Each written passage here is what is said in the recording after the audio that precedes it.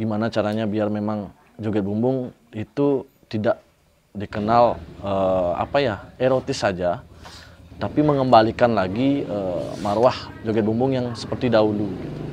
Jadi cukup ya entertainmentnya yang lebih dimainkan, baik dari pihak seke maupun dari penari.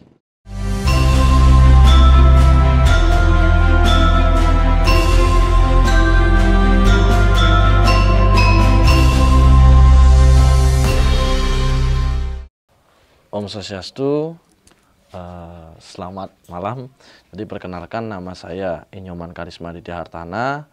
Kebetulan saya seorang pelaku seni.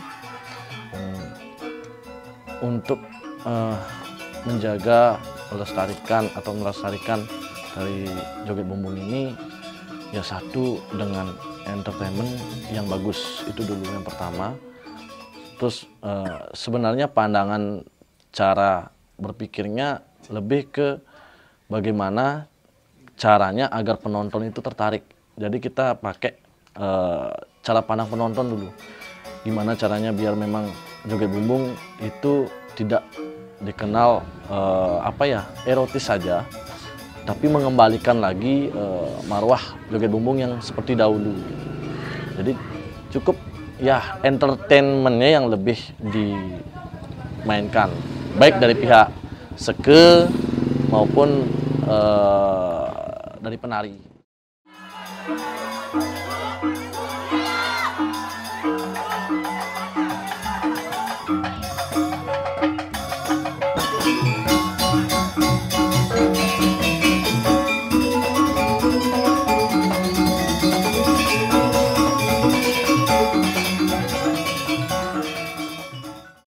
Sebenarnya satu,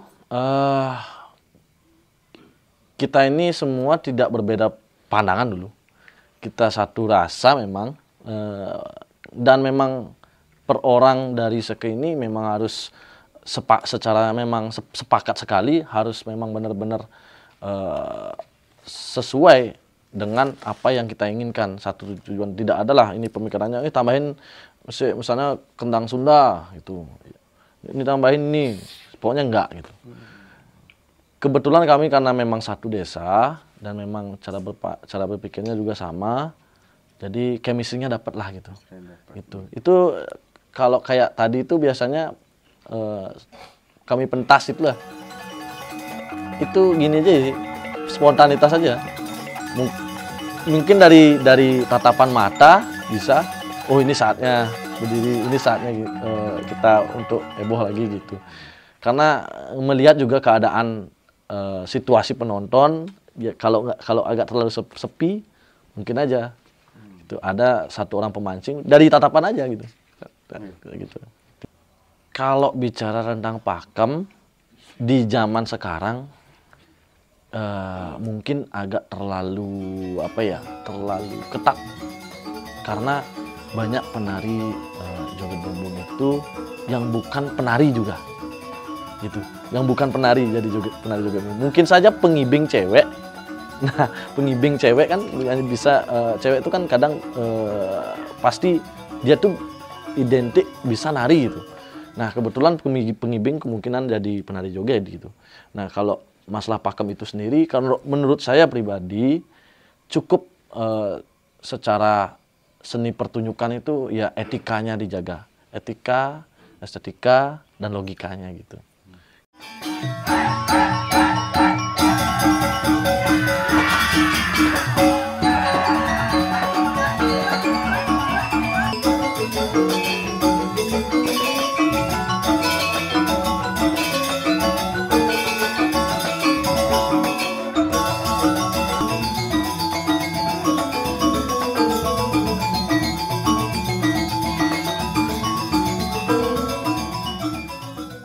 Kadang komunikasi biasanya kami di awal sebelum tampil.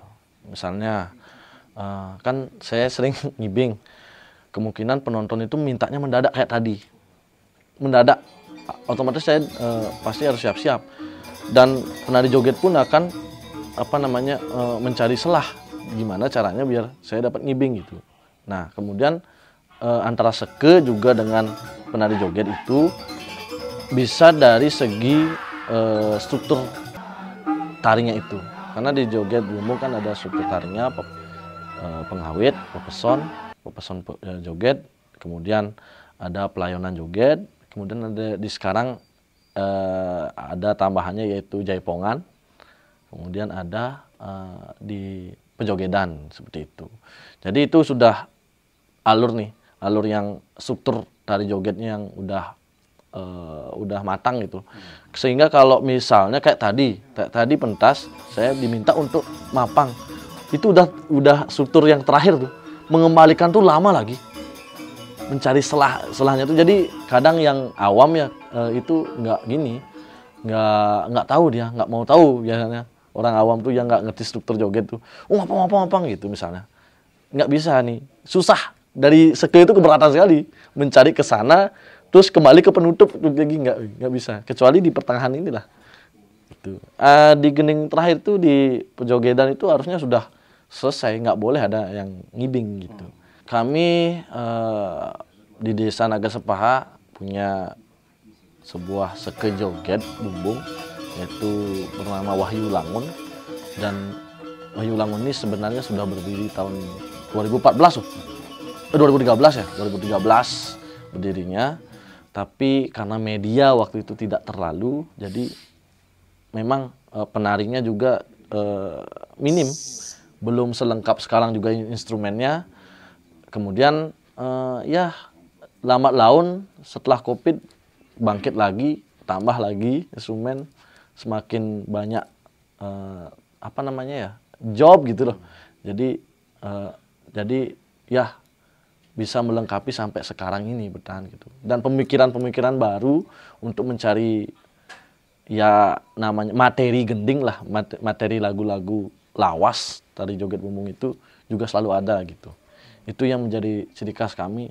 Pokoknya ini cara berpikir kami, gimana caranya karena kita selalu masuk dalam sebuah media yang sampai dikenal sampai sekarang tuh gimana caranya biar penonton tuh nggak bosan.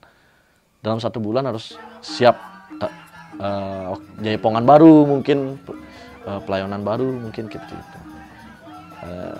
Ya gitulah. Dan teman saya kan ada tukang kendangnya di kapal berpesiar. Setiap pulang buat tabuh baru. Gitu. Jadi setiap tahun kan ada aja tabuh baru gitu seperti itu. Yang dikenal memang gayanya. Ciri khas dari Wahyu Langun itu satu selalu seru lah gitu, selalu seru. Kedua kadang penari joget tidak bisa membagikan suasana, di seke yang membagikan suasana seperti itu.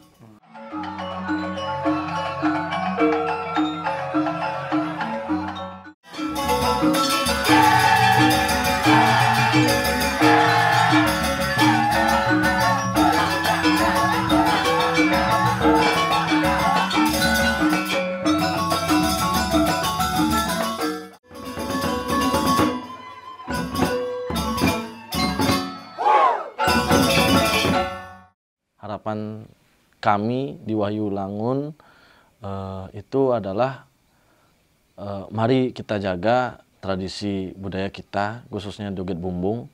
Apalagi tradisi joget bumbung ini, tradisi tari joget bumbung ini sudah mendunia dan sudah menjadi bagian dari UNESCO seperti itu.